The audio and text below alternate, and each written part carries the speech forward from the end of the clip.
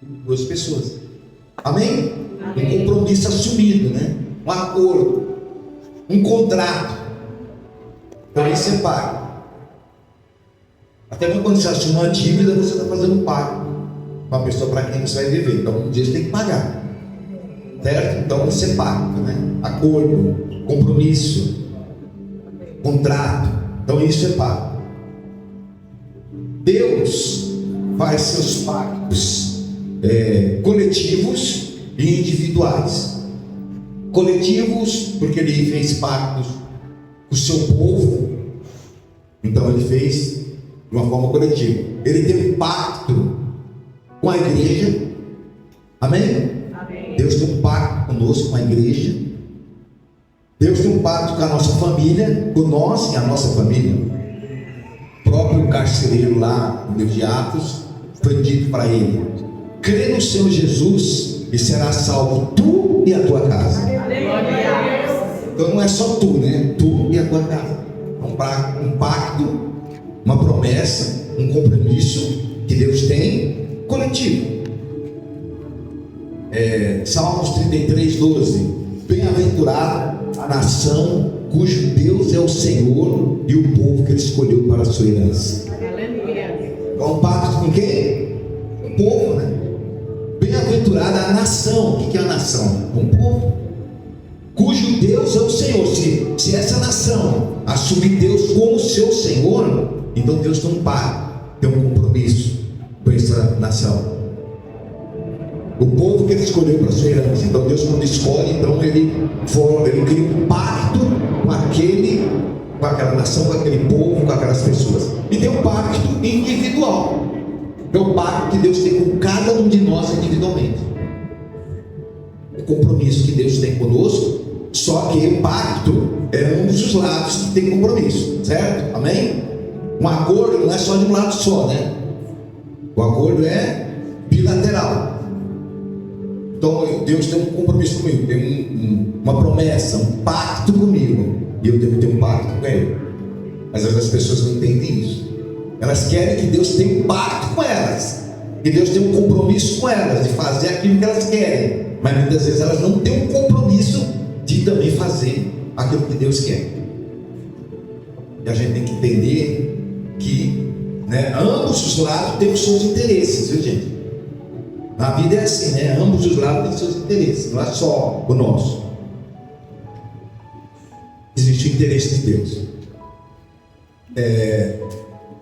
E olha que interessante, São João, capítulo 15, versículo 16, ele fala uma coisa interessante para nós.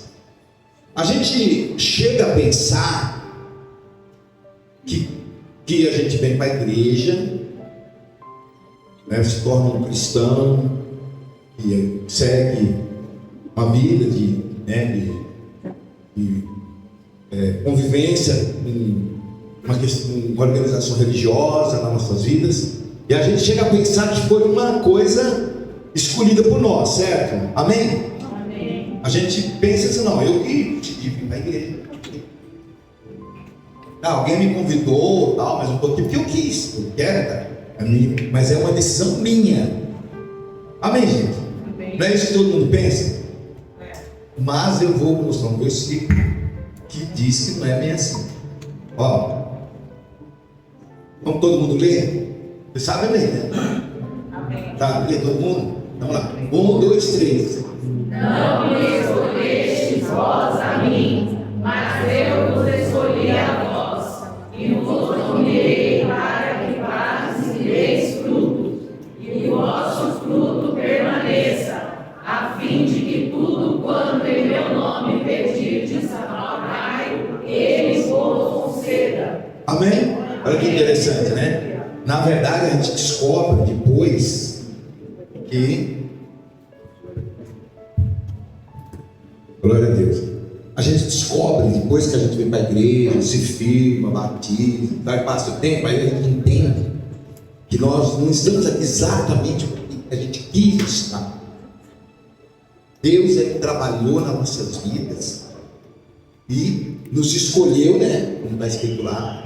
Então não foi vós que escolhestes a mim, mas eu vos escolhi a vós. Então, gente, Na verdade, pela fé, nós acreditamos, a partir dessa palavra, que nós estamos aqui pela vontade de Deus. Aleluia. Porque se Deus não tivesse a vontade de que você estivesse aqui, se não fosse decisão de Deus, você não conseguiria estar. Não é difícil entrar numa igreja, ficar, permanecer? É fácil. Todos nós aqui já passamos muita dificuldade para chegar nesse ponto, né? Hoje muitos estão se firmando, outros estão ainda tentando se firmar. Mas nós sabemos que é difícil. E se não fosse a decisão de Deus para que nós estivéssemos aqui, a gente não conseguiria estar. Talvez até quisesse, mas não iríamos conseguir. Então, na verdade, a realidade é essa. Quem não fomos nós que escolhemos o Senhor, Ele que nos escolheu. Se você parar para pensar lá atrás da sua vida, eu já cheguei a essas conclusões.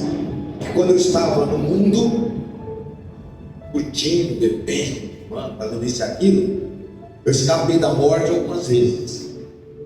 E várias coisas aconteceram. Hoje eu entendo que Deus estava lá.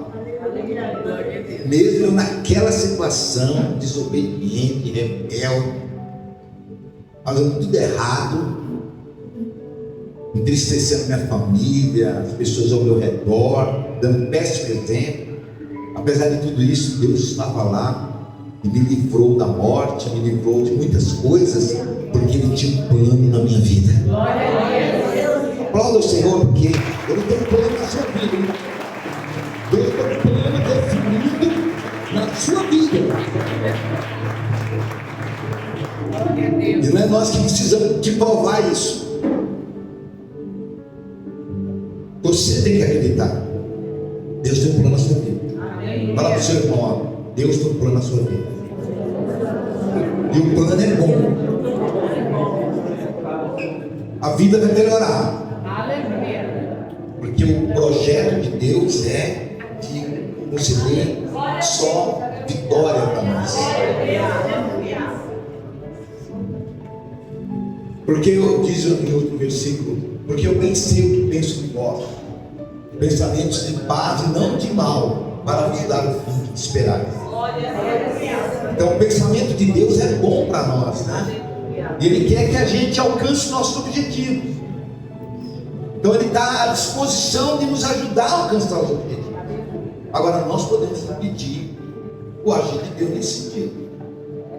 O que muitas vezes acontece é que nós às vezes retardamos o projeto de Deus sendo confirmado na nossa vida, porque a gente não se enquadra dentro do que Deus quer, a gente resiste à sua orientação, a gente foge da responsabilidade que Ele nos deu, porque o versículo dizia o quê? Põe de novo, olha o que o versículo diz, ó.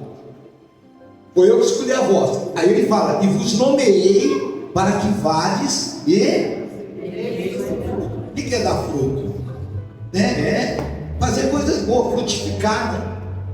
Ter obras boas, obras que vão render frutos, coisas para o bem, que agradam a Deus e que é bom para todos nós.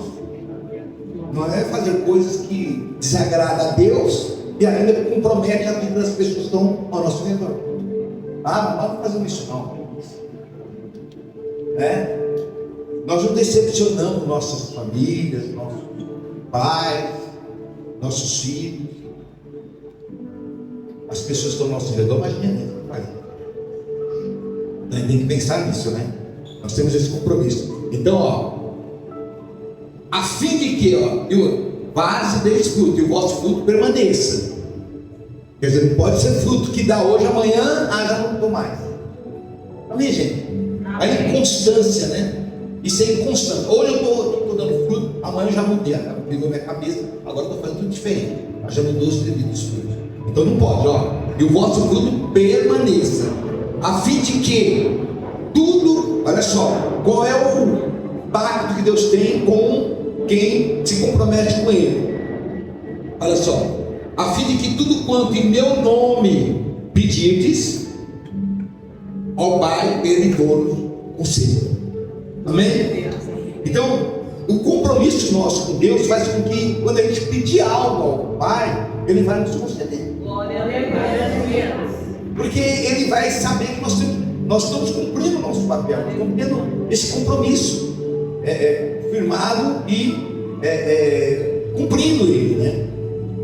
Quando nós cumprimos nosso compromisso, Deus cumpre dele. Amém, gente?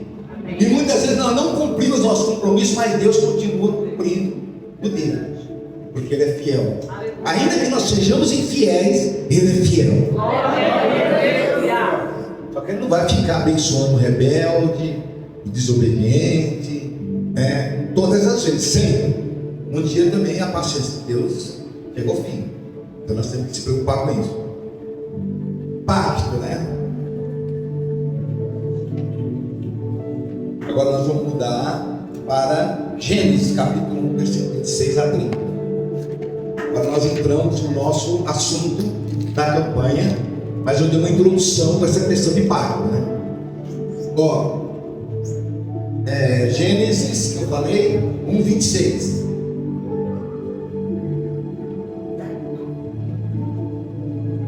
E disse Deus, presta atenção, aqui, gente, é um divisor de águas da história da humanidade, esse momento aqui. E disse Deus: façamos o homem a nossa imagem, conforme a nossa semelhança, e domine sobre os peixes do mar, sobre as aves dos céus, sobre o gado, sobre toda a terra, sobre todo réptil que se move sobre a terra. Continuando. E criou Deus o homem à sua imagem, imagem de Deus o criou, homem e mulher os criou. A imagem de Deus. Qual é a imagem de Deus? É que nós somos parecidos com Ele. O rosto, a orelha, os olhos, é isso? Hein? Essa é a imagem que nós somos de Deus. Nós somos feitos à imagem e semelhança do Senhor. Mas qual é? Deus tem essa cara que a gente tem aqui? Cabelo, olho. Deus é espírito, né? A imagem e semelhança que Deus fala refere-se à nossa personalidade, ao nosso coração. Quando Ele nos fez, Ele fez nós semelhantes a Ele, para que a gente vivesse no amor, na paz, na justiça, porque Deus é tudo isso. Mas nós se corrompemos, se desviamos desse caminho.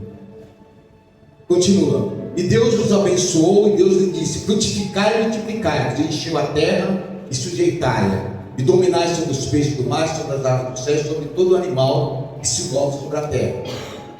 E disse Deus: eis que vos tenho dado toda a erva que dê semente, que está sobre a face de toda a terra, e toda a árvore que há fruto que dê semente, sem vos dar para mantimento. Eu falei até o 30. Esse é o 30. E a todo animal da terra, toda a ave dos céus, e a todo réptil da terra em que há a alma vivente. Toda a erva verde será para o mantimento, e assim foi.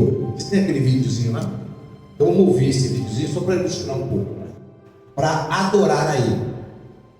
Então Ele pensou em fazer um ser que voluntariamente pudesse adorar. Então Ele fez esse projeto, e foi quando Ele criou o homem. E fez o habitat do homem, que é a terra. Criou todas as coisas. E falou ao homem, isso que nós lemos agora, que ele cuidasse de tudo aquilo que Deus criou, da fauna e da flora. A fauna é todos os animais, e a flora é todos os vegetais. Então era para ele cuidar, para ele ter domínio sobre tudo isso, para ele se alimentar de tudo isso e viver bem feliz, né? Conforme a vontade de Deus. Esse era o plano inicial que Deus tinha ao homem. Então Ele fez um pacto com quem? O primeiro homem criado foi Adão. Amém? Amém. Todo mundo está entendendo? Então, o objetivo de Deus era contemplar essa criatura, vê-la estar em constante adoração a Ele. E adorar não é simplesmente estarmos na igreja falando: glória a Deus, não. Adorar a Deus, a gente adora a Deus de todas as formas. E começa dentro do nosso coração. É aqui que a gente adora a Deus. E Deus sonda o nosso coração. Então um coração bom agrada a Deus. Um coração mau desagrada a Deus.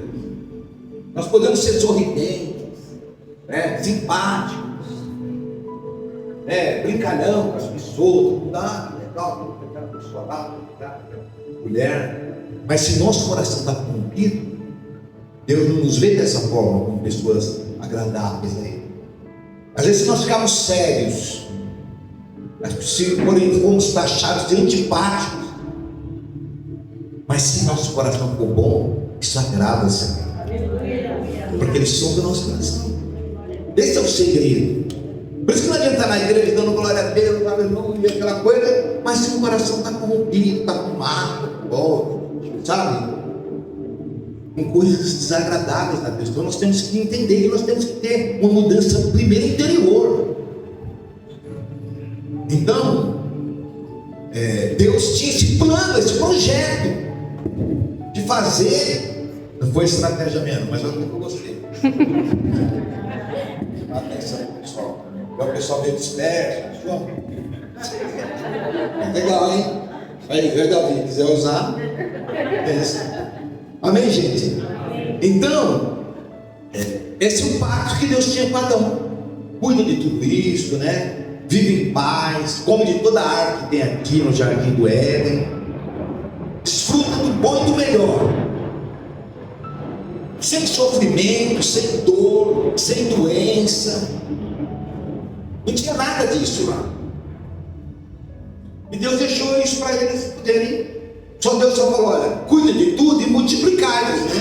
Lógico, aí eles iam gerar novas pessoas para que enchesse a terra, mas que todos vivessem dessa forma, em paz com Deus. Mas nós sabemos, a história mudou ali. Chega um certo momento que Satanás, um anjo caído, a qual a Bíblia nos ensina que ele já fazia parte do exército de anjos do céu, adorador de Deus, Lúcifer, anjo de luz, muito conceituado. Ele, em certo momento, se empolgou demais, e sabendo que ele era um anjo espetacular, era um dos anjos mais famosos entre todos que tinham lá. Então ele cresceu os olhos e quis ser igual a Deus, e foi expulso de lá. E aí muitos anjos também o seguiram. Ele fez uma rebelião no céu, e do céu ele foi expulso junto com todos esses anjos. Então, quando foi tudo criado, ele já existia no mundo espiritual, e ele aparece lá encarnado numa serpente. E Deus permitiu porque precisava o homem ser provado, ser testado. Como é que você sabe que alguém realmente está aprovado? Sendo testado, certo? Se não for testado, não adianta. Então a gente muitas vezes tem que entender que Deus está sempre nos testando, para ver se nós somos fiéis de verdade. Porque ser fiel quando está tudo bem é fácil, viu, gente? Amém? Amém. Ser fiel quando está tudo bem é tranquilo. A fidelidade verdadeira é aquela que você tem na hora da dificuldade, na hora que está tudo ruim. É essa hora que as pessoas são provadas e vem a revelação quem realmente elas são, que caráter que elas têm. Então Deus, deixa eu provar ele. E estava tudo bem, viu? Ali estava tudo bem, não havia necessidade deles assim entrarem naquele processo de desobediência. Mas como nós sabemos a história, a serpente falou para ela, que nada, ele está falando que vocês vão comer aquela árvore, porque vocês vão ficar igual a ele quando vocês comerem aquela árvore. Ela acreditou nessa mentira e também cresceu os olhos como ele tinha feito no céu, né?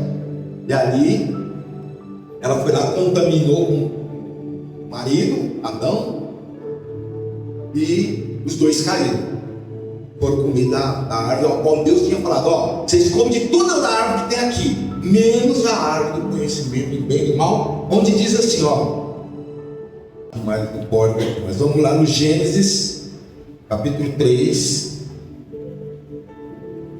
versículo 16 e 19. Então, houve a queda, houve a desobediência. Deus, então, impôs a eles, a partir daquele momento, uma punição, que era o que cabia, né? Até porque até aquele momento eles tinham todos os motivos para manter a obediência, manter a sua fidelidade com o Senhor. E não cumprindo, Deus então os puniu. E ele foi falando um por um, né? Eu não vou falar nem do que aconteceu com a serpente, mas o que interessa aqui, ó. E a mulher disse: multiplicarei grandemente a tua dor e a tua conceição. Com dor dará à luz a filhos, e o teu desejo será para o teu marido, e ele te dominará. Amém, gente? Isso foi definido lá no começo, lá no jardim do Éden. Então, realmente, a mulher, para ter filhos, não é fácil, certo? Não precisa nem explicar, né? Agora, eu pergunto, baseado no que está dito aqui, ela precisaria ter dor para ter filhos?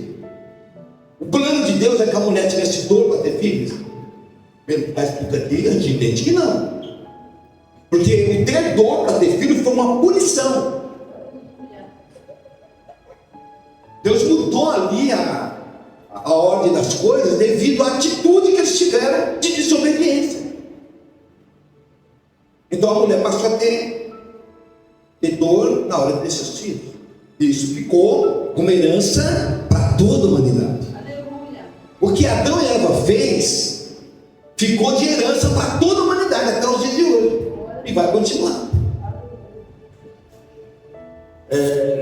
Adão disse: agora da tua mulher. Bem, quando lá antes fala do domínio do homem, isso é um assunto polêmico, né? Bem polêmico. Mas se a gente for para pensar, de uma forma genérica, geral, o homem tem domínio sobre a mulher. Bem, gente, certo? A mulher é o sexo frágil, o homem é o sexo mais forte. Então, a questão da cabeça de cada um, né? Da personalidade de cada um, faz com que o homem busque ter o domínio. E a mulher é mais frágil a ponto de se deixar dominada. Eu não estou falando que todas são assim, todas as regras têm exceção. Mas se você for parar para pensar e eu fazer uma análise geral, normalmente o homem tem domínio sobre a mulher. Amém, gente? Você está entendendo? Não estou falando besteira aqui não, né? É uma realidade. É uma realidade. Normalmente, até a cultura humana faz com que o homem seja sempre o cabeça. O homem é aquele que tem a governança, o poder. Até mesmo nos governos, né? A maioria dos presidentes, dos reis, são homens. Então a gente vê que isso é uma realidade.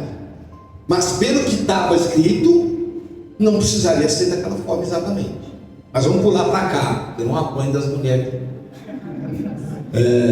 E ali, ó, e Adão, por quanto deve se ouvir a voz da mulher, começar da Deuteronômio dizendo: não comerás dela, maldita é a terra por causa de ti, com dor comerás dela todos os dias da tua vida. Certo? Olha a punição que foi dada. Na verdade, né, as punições são para todos, né? Mas aí fica mais específico para cada um do gênero, né? Então, mulher, homem. Mas na verdade, como o homem também tem esse papel de trazer o sustento para sua família, para sua esposa, por isso que ele acaba também tendo domínio, né? Então ele, para conseguir esse sustento, para ele ser o provedor da sua casa, é fácil, né? É muito difícil. A gente sabe a dificuldade que é sobreviver. Ganhar o pão de cada dia, emprego, trabalho, comprar as coisas. A gente sabe a dificuldade. Então a gente sabe que é um sacrifício muito grande a busca pela condição de sobrevivência. Imagina nos tempos antigos, então. Nós estamos falando de época até boa. Nós estamos na época da tecnologia. Mas a gente ainda vê pessoas no meio da rua pegando comida de lixo para comer.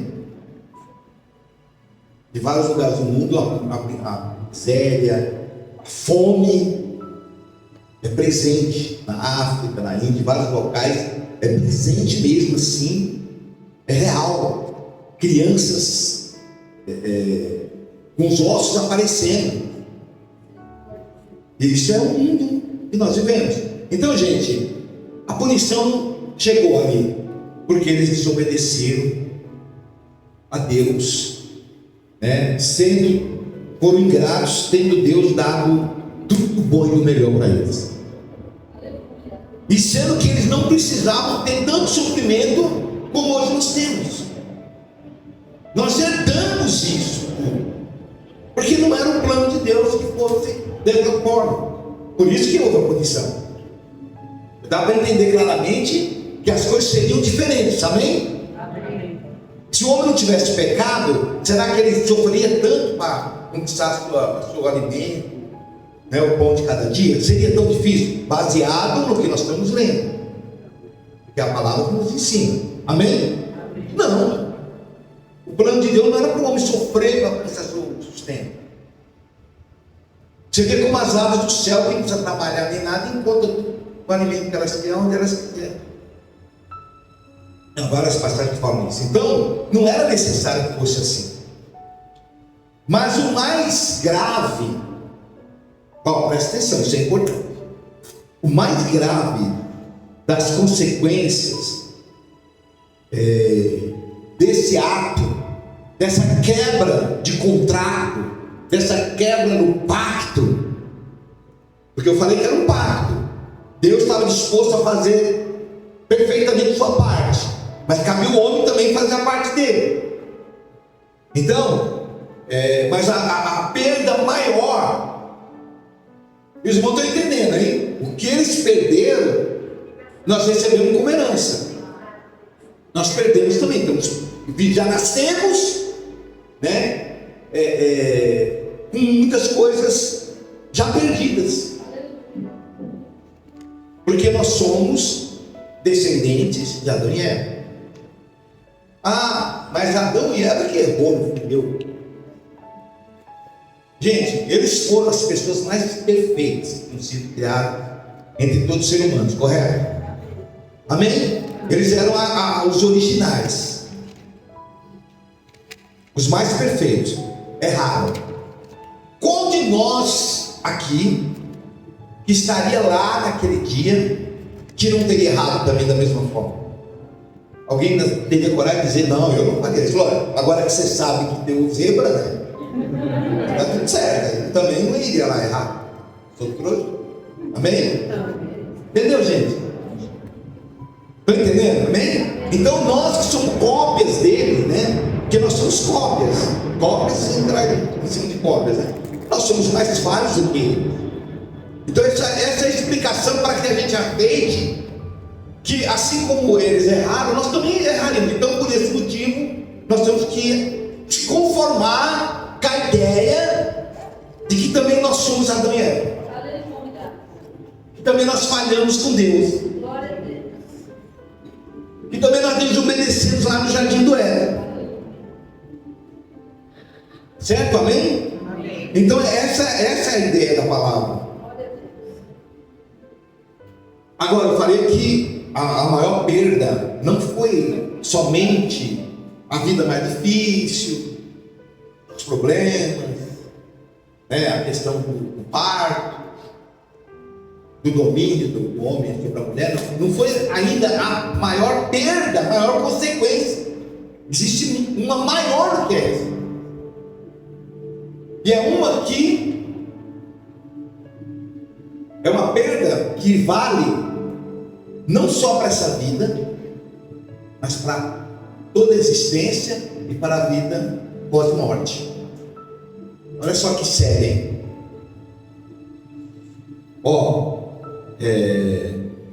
Gênesis 2, versículo 16 e 17. Vamos lá.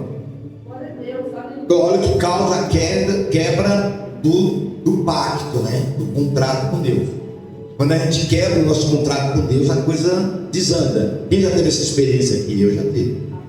Você não teve, né? Legal. Um cara, olha. Amém? Quando a gente desobedece, a gente falha, a gente sabe que a gente recebe, né? E depois ainda reclama. Ah, Deus, me abandonou. Olha o que eu estou passando, Senhor. Não está dando nada certo. Tudo que eu tento não vai para frente. Mas não lembra que pisou na bola lá atrás. E não cumpriu. Nem pediu perdão. Achou que passava batido.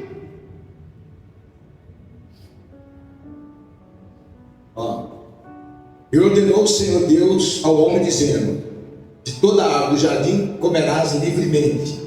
16. Mas, olha só, presta atenção. Mas da árvore do conhecimento do bem e do mal, dela não comerás. Agora eu vou deixar que vocês respondam o resto. Vocês falam o resto. No estreitão lá. Porque o dia em que dela comeres, certamente morrerás. Amém? E agora? Vamos destrinchar esse enigma aí. O dia que eles fizessem aquilo que eles fizeram, desobedeceram e comeram do fruto da árvore, o que aconteceria com eles? Morreriam.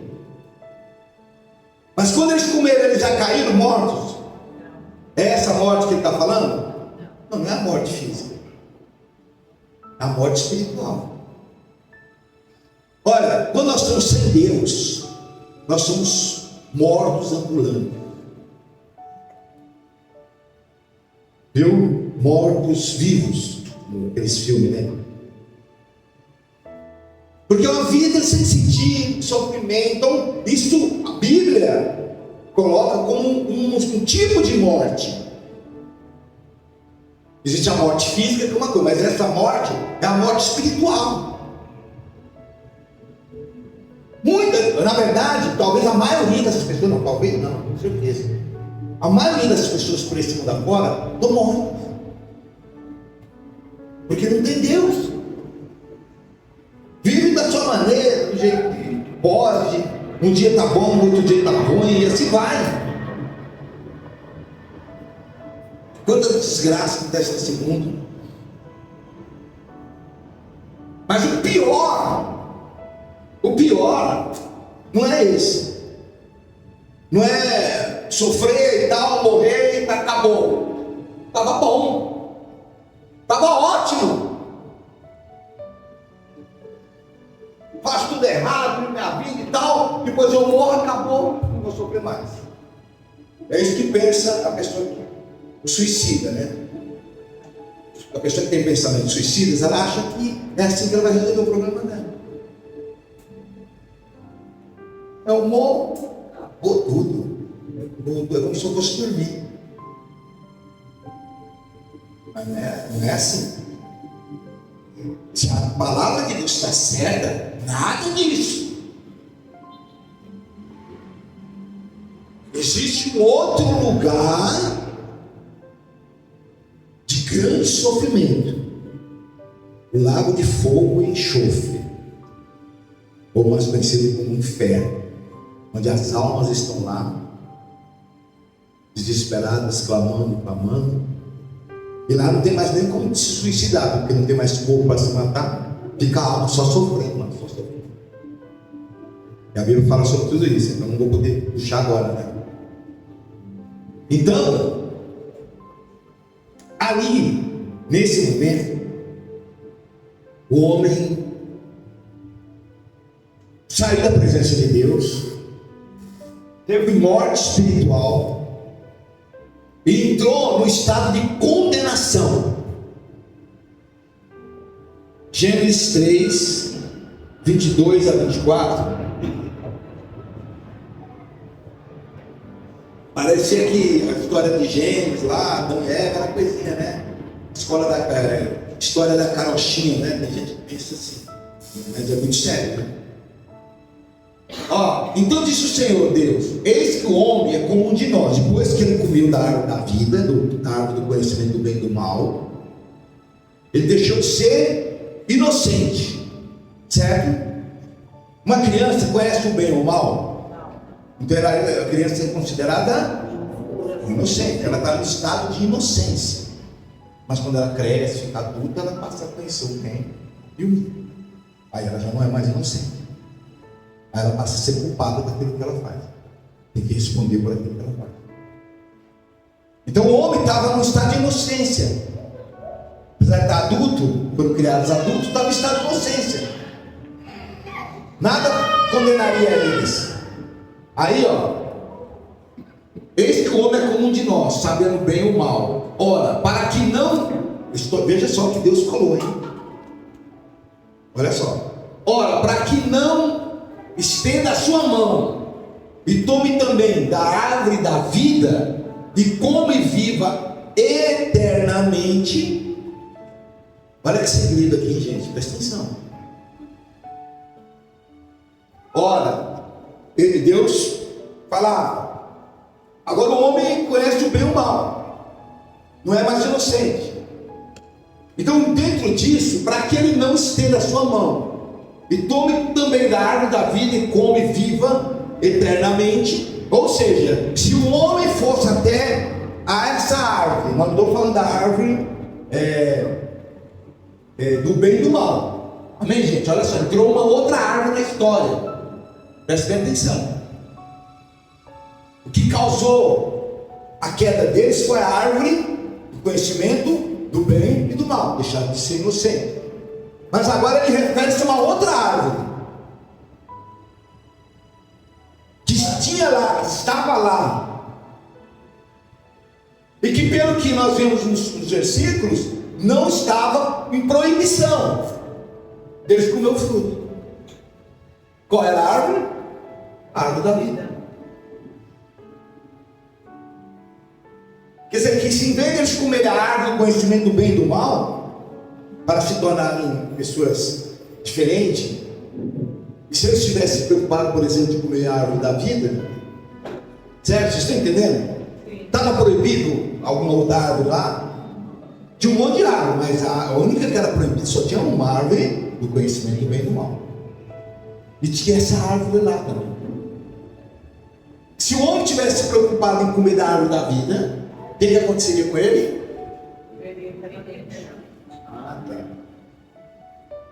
Ele não se tornaria pessoas imortais. Se tornariam daí por diante pessoas eternas. Olha que maravilha. Bom, está escrito, não é? Não estou falando de mim, estou falando que está escrito. É só interpretar. Aí Deus, vendo que eles não mereciam mais, porque já falharam, como é que eles vão comer e viver eternamente? Depois do que eles fizeram, depois da rebeldia que eles tiveram, da desobediência, como que eles iam poder viver eternamente agora?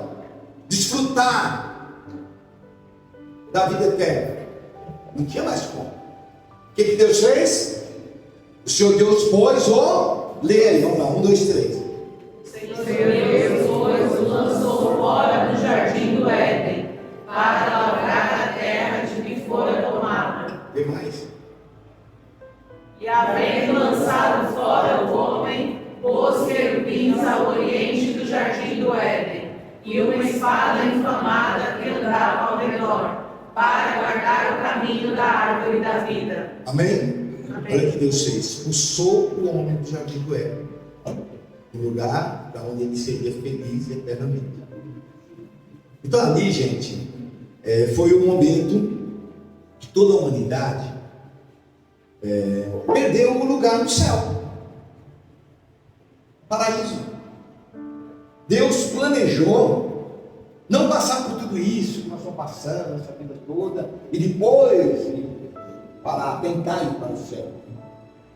O plano de Deus inicial era que o homem já vivesse no paraíso, mas o homem falou, quebrou o pacto, e por esse motivo Deus teve que expulsar do jardim do Éden. E olha só, ainda colocou anjos querubins em volta desse jardim, para que guardasse o caminho da árvore da vida. É uma forma figurativa de dizer que Deus fechou as portas. Já era. Acabou.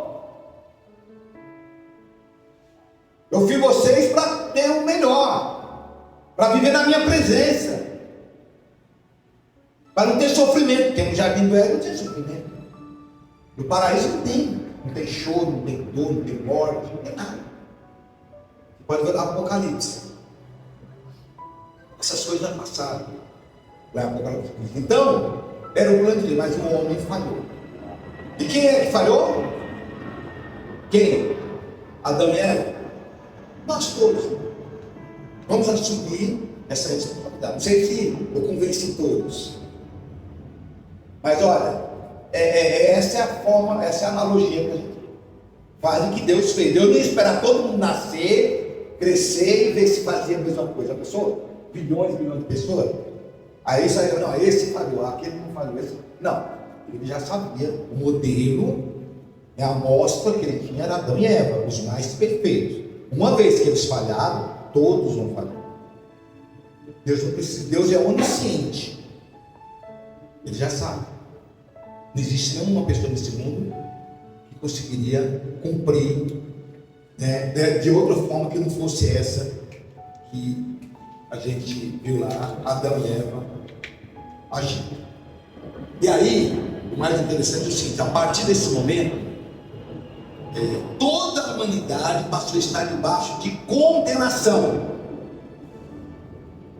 Toda a humanidade nasceu, enquanto for criança, inocente, vai direto para o céu. Uma criança parte dessa vida, vai direto para o céu, porque ela é inocente, ela não tem que responder pelo que ela não tem culpa. Mas a partir de uma certa idade nós já temos culpa, responsabilidade sobre o que nós fazemos. Então nós estamos todos condenados. Todos, toda a humanidade toda está condenada a ir para o inferno. Eu sei que é forte, mas você já ouviu falar isso, você pode até não ter concordado. A crente fala isso para eles no final. Todo mundo vai para o inferno. O pior que é verdade. Porque a passagem para o inferno foi alcançada aqui. Mas pastor, o pastor está expulsando aí da igreja. Nós estávamos aqui esperançosos que nós íamos ter uma vida melhor com Deus, mas o pastor já está falando que todos nós estamos condenados. É verdade. Glória a Deus, olha. Bem, e você vai encontrar várias passagens para dizer: todos estão condenados. Nasceu, já nasce debaixo da maldição de Adão e Eva. Mas enquanto foi inocente, beleza, passou pela certa idade, adquiriu a consciência, aí passou a estar sob condenação. Mesmo porque ninguém consegue ser justo 100%. Alguém consegue ser justo 100% aí? Nem Adão, nem Abraão, nem Moisés, ninguém. Somente um foi 100% perfeito: Jesus Cristo. Glória a Deus. Então, eu não vou adiantar agora, mas pastor, então não adianta, eu não estou na igreja, já estou condenado. Tá certo? Não, né? Então você está aqui, sabe para quê? Para mudar essa situação. Glória a Deus. Existe um plano que Deus criou para a vida de todas as pessoas. Todos são condenados, mas todo aquele que quiser mudar essa situação, essa história, pode mudar. Qualquer pessoa. Não, mas o meu passado é pior. Não importa. Pode ser a pior pessoa do mundo. Todos têm a oportunidade de mudar essa história. De sair do estado de condenação e alcançar o estado de salvação. E Deus criou um plano que nós vamos entender nas próximas páginas para que pudesse acontecer isso. Mas vocês estão entendendo? Nós iniciamos condenados. O início nós estamos condenados por natureza. Agora nós podemos mudar essa história através da nossa vida para com Deus. Cabe a nós mudar essa história. Deus está à disposição de nós todos para que essa história na nossa vida mude para melhor. Para que a gente tenha uma reconciliação com Deus, né? Porque aqui houve quebrou, né? Aqui houve uma inimizade, aqui houve uma separação. Amém, gente? Amém. A ponto que Deus mandou sair da terra, da casa dele, expulsou eles de lá. Quando a gente expulsa alguém da nossa casa, é porque o problema foi grave e nós não queremos mais nem ver essas pessoas. Mas ainda bem que existem as misericórdias do Senhor. Se remove tudo que é o motivo, a causa de nós não sermos contaminados. Então Deus quer nos dar a oportunidade da gente mudar essa história. Ah, mas eu vou continuar pecando, pastor. Mesmo que eu mude, eu faça tudo o que é necessário, mas eu vou continuar sendo pecador. Mas é aí que está. Mesmo você sendo pecador depois disso, eu não digo você fazer o que você era antes. Mas nós vamos continuar falhando em pequenas coisas, no sentimento, no coração. Né? Então existe uma tolerância. Mas mesmo que a gente continue pecando até um certo limite, ainda assim, Deus, dentro desse plano de salvação, tudo isso está considerado. Não vai impedir que nós alcancemos a salvação. Amém, gente? Não vai impedir. Porque Ele sabe que nós não temos condições de se tornarmos perfeitos. Perfeito só Ele. Mas nós podemos melhorar muito, isso sim. Eu acho que esse é o compromisso que nós temos, de melhorar muito. E para isso nós temos que estar na presença dele. Amém? Então o pacto foi quebrado ali. O primeiro pacto desses 7 foi quebrado ali. No próximo domingo nós estaremos aqui para o segundo pacto de Deus com o homem. Depois nós vamos entender que a história vai seguir, vai ser muito interessante. Amém? Amém.